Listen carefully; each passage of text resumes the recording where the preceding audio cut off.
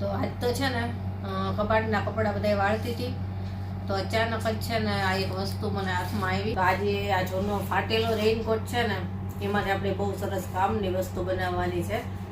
આને સીધું રાખવાનું છે અને આની સાઈડ આપણે આ રીતે ઊંધી રાખવાની છે. જો આટલી આપણે સિલાઈ કરી નાખી, જોડી દીધું આ ભાગ.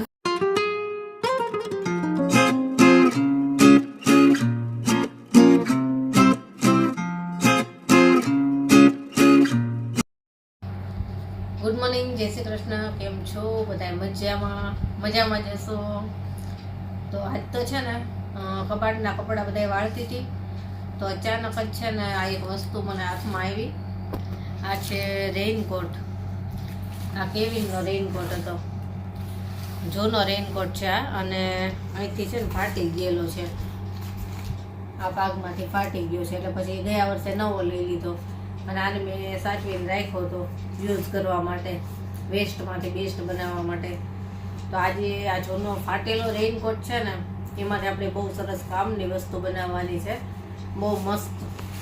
તો જોતા રહેજો શું બનાવું છું. આમ તો કહી જ દઉં કે આપણે એપ્રન બનાવું છું બહુ સરસ, કે આપણે કિચનમાં વાસણ ધોવામાં કે રસોઈમાં એ ટાઈમે પહેરી શકીએ ને એવું વોટરપ્રૂફ, કે આપણા કપડાં ખરાબ ન થાય એવું આમાંથી એકદમ મસ્ત બની જશે. તમે તો આપણે ચાલો બનાવીએ. અને આખું તો એમાં વપરાય નહીં છે, ઘણું બધું આમાંથી બાકી રહેશે. આ સ્લીવનો ભાગ ને આગળનો ભાગ, તો ઘણો બધો ભાગ બચી જશે. તો આપણે એ બધા ભાગનો છે ને પછી અમુક ટાઈમે ઉપયોગ કરતા રહીશું. એમાંથી છે ને જેનીને મારે બહુ સરસ મજાનું પાઉચ બનાવી દેવું છે આ સ્લીવના ભાગમાંથી, સ્કૂલે લઈ જવા માટે, પેન્સિલ ને બધું રાખવા માટે.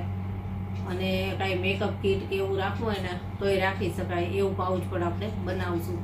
તો અત્યારે તો આપણે એપ્રન બનાવી લઈએ. મારી પાસે મારું જે રેગ્યુલર એપ્રન છે ને એનું જો માપ લઈ અને આમાં કટિંગ કરી લઈશ એટલે એ જ સાઇઝનું બને. માપીને પછી માપ લઈ લઈશ. અને તમારે જો બનાવવું હોય તો તમને જેટલી સાઇઝનું જેવું ફાવતું હોય, નાનું મોટું એ રીતે તમે બનાવી શકો માપ લઈને. તો અત્યારે તો હું તો મારી પાસે છે ને એનું જ માપ લઈ અને કટિંગ કરી નાખું. અને આ છે ને જાડું જ છે એકદમ, અસ્તરવાળું હોય ને એ ટાઈપનું. તેમ છતાં એ છે ને હું આમાં જૂનો બેડશીટ પડી છે ને એનું હું આમાં અસ્તર નાખવાની છું. અસ્તર નાખીશ ને થોડુંક એટલે થોડુંક વધારે મજબૂત થશે અને વધારે ટકે એવું થશે થોડુંક. તો એ પહેલાં હું આનું કટિંગ કરી લઉં અને હું તમને જો બેડશીટનું કાપડ બતાવું. જો આવી એક જૂની બેડશીટનું કાપડ પડ્યું છે મારી પાસે. તો આમાંથી હું આનું કટિંગ કરું ને એટલે એ જ સાઈઝમાં આનું કટિંગ કરી નાખીશ અને પછી આપણે સિલાઈ કામ ચાલુ કરીએ. તો હું જૂનું એપ્રન છે ને એ લઈ લઉં અને આને માપ લઈ લઉં, પછી આપણે કટિંગ કરી નાખવી. આ જો મારી પાસે એપ્રન પડ્યું છે ને એને આની ઉપર રાખી દીધું છે અને આ સાઈઝનું જ કરી લઈએ. અને જો નાનું કરવું હોય ને તો નાનું કરાય, પણ આ મારી પાસે છે તો એની માપનું જો કરું છું. તો આ રીતે મૂકી દીધું છે અને એ સાઈઝમાં કટિંગ કરી લઉં પહેલાં, અને પછી આ અસ્તરને છે ને એની ઉપર જ રાખી અને કટિંગ કરી લઈશ. પછી આપણે સીવવાની શરૂઆત કરીએ. અને આ રેઇનકોટનો છે ને આ રીતનો પાછળનો જે ભાગ હોય ને આખો એ ભાગ આપણે લીધો છે. આગળ તો બટનવાળું હોય એટલે પાછળનો ભાગ હોય ને એ લીધો છે આપણે. પહેલાં કટિંગ કરી લઉં પછી બતાવું તમને. આ જો કટિંગ કરી લીધું છે આ રીતનું. અને અહીંયા છે ને એ બેગ રાખવાનો ભાગ આવે છે ને અત્યારે રેઇનકોટમાં એ છે, એટલે એને આપણે અહીંયા થોડુંક પોકેટ જેવું બનાવી નાખશું. આવે છે ને એપ્રનમાં એ રીતનું તે અહીંયા પોકેટ થઈ જશે. આ બે સાઈડથી આમ ઊભી સિલાઈ મારી દઈશું ને એટલે એ કામ થઈ જશે. અને આ બીજો બધો જો બાકીનો ભાગ ઘણો બધો વધ્યો છે એ બધાય ભાગનો આપણે જેમ જેમ સમય મળશે ને એમ યુઝ કરીશું. નવી વસ્તુ આમાંથી હજી બનાવતી રહીશ. અત્યારે આપણે આ બની જાય. હવે આ છે ને આ જ સાઈઝનું હું અસ્તરે કાપી લઉં, એની ઉપર રાખીને જ કાપીશ એટલે એ સાઈઝનું જ થાય.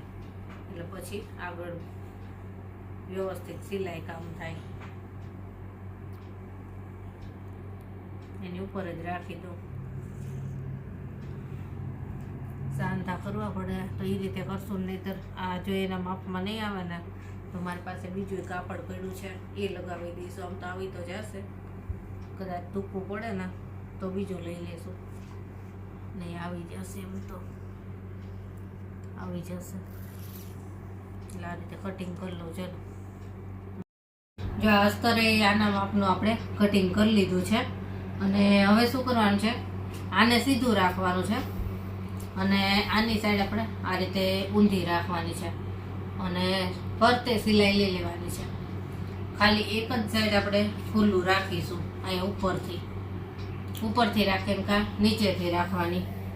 એટલે આખી સિલાઈ પહેલાં કરી લઈએ અને પછી કહું કે શું કરવાનું છે. આ જે મેઇન છે ને એને સીધું જ રાખશું, એની ઉપર અસ્તર રાખી દેવાનું છે અને સિલાઈ કરી લઈએ. એટલું કામ કરી લો ને પછી શું કરવાનું છે ને હું તમને બતાવું. જો આટલી આપણે સિલાઈ કરી નાખી, જોડી દીધું. આ ભાગ અને આ અસ્તરનો ભાગ બે જોડાઈ ગયો. સિલાઈ કરી નાખી ને પછી આ એક જગ્યાએ ખુલ્લું રાખ્યું છે તો અહીંયાથી સીધું કરી નાખ્યું. અને હવે એક આપણે બોર્ડર ઉપર આ રીતે સિલાઈ મારવી છે. જો આ રીતે એટલે એકદમ ફિનિશિંગ થઈ જાય. અને હજી એક આટલેક દૂર હજી એક મારી દઈશ સિલાઈ. જો પેલા આ રીતનું હતું ખુલ્લું, જે આ સાઈડ હજી સિલાઈ નથી કરી એટલે અહીંયા આ રીતે બોર્ડર દબાવી અને આટલેક છેટે સિલાઈ કરી નાખવાની. એટલે આ રીતનું થઈ જાય, આ રીતનું.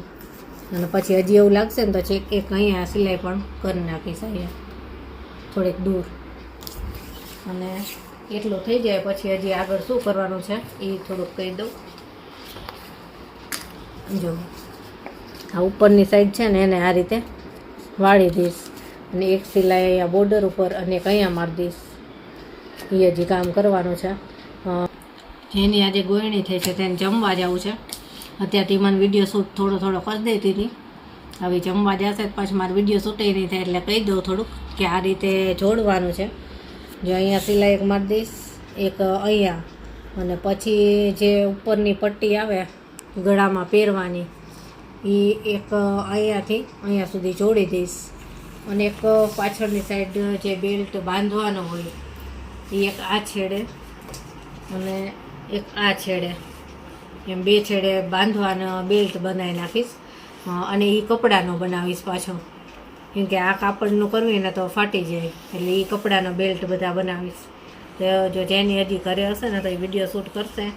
પણ એ જો ગોયણી થઈ છે, આજ જમવા જવાનું છે, એ જતી રહેશે તો પાછું મારો વિડીયો શૂટ કોણ કરી દે એમ થાય. એટલે આટલી સિલાઈ મારી લઉં ને પછી હું બતાવતી જાઉં.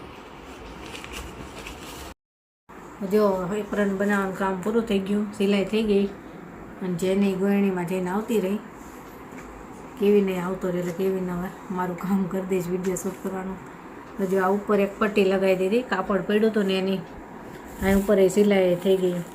અને અહીંયા નીચે બેલ્ટ જે બાંધવાનો આવે ને ત્યાં પટ્ટી લગાવી દીધી. ઓશિકાનું કવર હતું ને એને બધી બોર્ડર કાપી અને બનાવી નાખ્યું છે.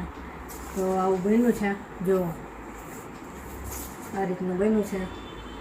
અને પહેરીને બતાવો એટલે તમને થોડુંક વધારે આઈડિયા આવશે કે કેવું બન્યું છે અસ્તરવાળું. જેવું ખાલી એમ નામ બનાવે ને તો કદાચ ફાટી જાય, પણ અસ્તર હોય ને તો ટકે થોડુંક વધારે.